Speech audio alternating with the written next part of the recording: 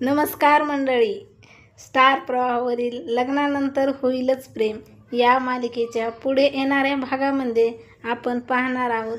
जीवा हा आपल्या मित्रांसोबत फिरायला बाहेर जाणार असतो तेव्हा पार्थ त्याला उत्तर देतो, जीवा, माझ्या कामाचा लोड तुझ्यावर टाकणार नाही आणि तू तुझ्या मित्रांसोबत एन्जॉय कर. आणि तेव्हा पार्थ जीवाचे काहीच ऐकत नाही आणि त्यानंतर आपण पाहतो जीवा हा नंदिनीवर ओरडून नंदिनीला बोलतो, जेव्हा मी तुझ्याकडे बोलायला आलो होतो तेव्हा तुझ्याकडे माझ्यासाठी वेळ नव्हता, आता मला देखील वेळ नाही असे बोलून तो जाऊ लागतो. तेव्हा नंदिनी हा जीवाचा हात पकडते आणि तेव्हा जीवा रागावून बोलतो, नंदिनी माझा हात सोड. आणि तेव्हा नंदिनी देखील त्याचा हात सोडते.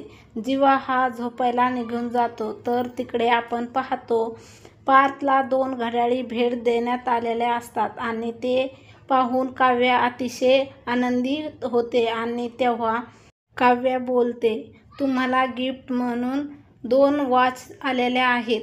आणि परंतु वॉच देणाऱ्याला काय माहिती आहे की आपल्या दोघांचा डिवोर्स होणार आहे. आणि तेव्हा पार्थला मात्र अतिशय मोठा धक्का बसतो आणि काव्या ही सर्व चुकून काहीच बोललेली नसते. आणि त्यावेळेस पार्थच्या हातातील घडी खाली पडते आणि ती फुटते.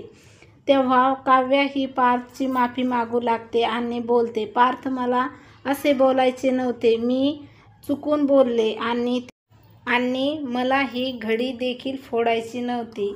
तेव्हा पार्थ तिला उत्तर देतो, काव्या, आणखीन काहीच बिघडलेले नाही, ही घडी देखील दुरुस्त करता येते. आता पुढे येणाऱ्या भागामध्ये काव्या आणि पार्थ आपल्या डिवोर्सचा निर्णय बदलणार का हे पाहणे अतिशय रंजक ठरणार आहे. लग्नानंतर होईलच प्रेम या मालिकेच्या सर्व अपडेट पाहण्यासाठी आपल्या चॅनलला लाईक करा, शेअर करा आणि सबस्क्राईब करायला विसरू नका. धन्यवाद.